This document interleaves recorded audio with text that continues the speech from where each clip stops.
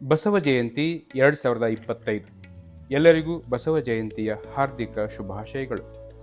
ಬಸವ ಜಯಂತಿಯು ಬಸವಣ್ಣನವರ ಜನ್ಮ ದಿನಾಚರಣೆಯಾಗಿದೆ.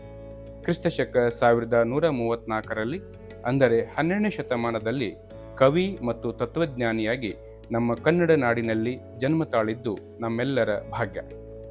ಬಸವ ಹಿಂದೂ ದೇವರು ಶಿವನ ಅನುಯಾಯಿಯಾಗಿದ್ದು ವೈಶಾಖ ಮಾಸದ 3ನೇ ದಿನದಂದು ಜನಿಸಿದನೆಂದು ನಂಬಲಾಗಿದೆ. ಅಂದರೆ ಬಸವಣ್ಣನವರ ಜನನದ ನಂತರ ಹೊಸ ಯುಗ ಪ್ರಾರಂಭವಾಯಿತು. ಇದನ್ನು ಬಸವಯುಗ ಎಂದು ಜನಪ್ರಿಯವಾಗಿ ಕರೆಯಲಾಗಿದೆ. 12ನೇ ಶತಮಾನದಲ್ಲಿ ಬಿಜ್ಜಳ ಅರಸನ ಮಂತ್ರಿಯಾಗಿ ಭಾರತದಲ್ಲಿ ಅನುಭವ ಮಂಟಪ ಎಂಬ ಆಧ್ಯಾತ್ಮಿಕ ಪ್ರಜಾಪ್ರಭುತ್ವವನ್ನು ಸ್ಥಾಪಿಸಿದರು.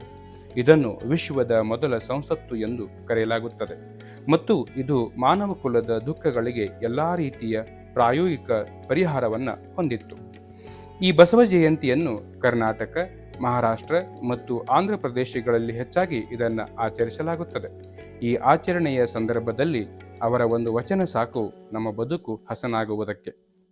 ಕಳಬೇಡ ಕೊಲಬೇಡ, ಹುಸಿಯ ನುಡಿಯಲು ಬೇಡ, ಮುನಿಯಬೇಡ, ಅನ್ಯರಿಗೆ ಅಸಹ್ಯ ಪಡಬೇಡ, ತನ್ನ ಬಣ್ಣಿಸಬೇಡ, ಇದಿರ ಹಳಿಯಲು ಬೇಡ. ಇದೇ ಅಂತರಂಗ ಶುದ್ಧಿ, ಇದೇ ಬಹಿರಂಗ ಶುದ್ಧಿ, ಇದೇ ನಮ್ಮ ಕೂಡಲ ಸಂಗಮ ದೇವನೊಲಿಸುವ ಪರಿ. ಲೋಕದ ಡೊಂಕ ನೀವೇಕೆ ತಿದ್ದುವಿರಿ, ನಿಮ್ಮ ನಿಮ್ಮ ತನುವ ಸಂತೈಸಿಕೊಳ್ಳಿ, ನಿಮ್ಮ ನಿಮ್ಮ ಮನವ ಸಂತೈಸಿಕೊಳ್ಳಿ. ನೆರೆಮನೆಯ ದುಃಖಕ್ಕೆ ಅಳುವವರ ಮೆಚ್ಚ ನಮ್ಮ ಕೂಡಲ ಸಂಗಮ ದೇವ.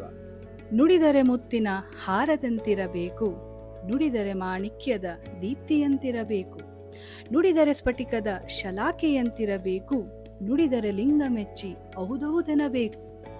ನುಡಿಯೊಳಗಾಗಿ ನಡೆಯದಿದ್ದರೆ ಕೂಡಲ ಸಂಗಮ ನೆಂತೊಲಿವನಯ್ಯ. ಉಳ್ಳವರು ಶಿವಾಲಯ ಮಾಡುವರು, ನಾನೇನು ಮಾಡುವೆ ಬಡವನಯ್ಯ. ಎನ್ನ ಕಾಲೇ ಕಂಬ, ದೇಹವೇ ದೇಗುಲ, ಶಿರವೇ ಹೊನ್ನ ಕಳಸವಯ್ಯ. ಕೂಡಲ ಸಂಗಮ ದೇವ ಕೇಳಯ್ಯ. ಸ್ಥಾವರ ಕಳಿ ಉಂಟು, ಜಂಗಮ ಕಳಿವಿಲ್ಲ.